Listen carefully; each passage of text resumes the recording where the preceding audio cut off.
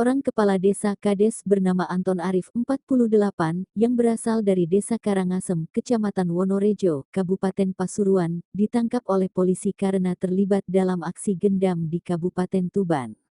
Aksi ini menyebabkan korban kehilangan sejumlah uang jutaan rupiah. Rekaman CCTV sebelumnya memperlihatkan pelaku melakukan aksi gendam di sebuah klinik kecantikan di Kecamatan Palang, Kabupaten Tuban. Pelaku mendekati kasir dengan alasan telah membuat janji pertemuan dengan pemilik klinik. Pelaku kemudian meminta nomor telepon pemilik klinik tersebut. Setelah itu, dengan berpura-pura menelpon pemilik, pelaku meminta kasir memberikan uang sebesar 4,3 juta rupiah. Setelah menyelidiki rekaman CCTV yang kami peroleh, kami berhasil menangkap tersangka. Tersangka merupakan kades yang aktif di salah satu desa di Kabupaten Pasuruan, kata Kapolres Tuban AKBP Suryono Selasa tanggal 30 Mei tahun 2023.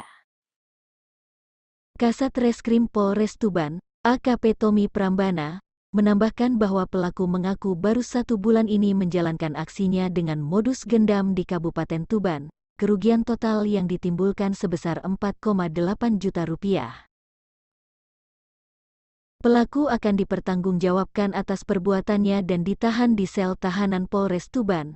Pelaku dijerat dengan pasal 378 KUHP yang mengancam dengan hukuman penjara maksimal 4 tahun.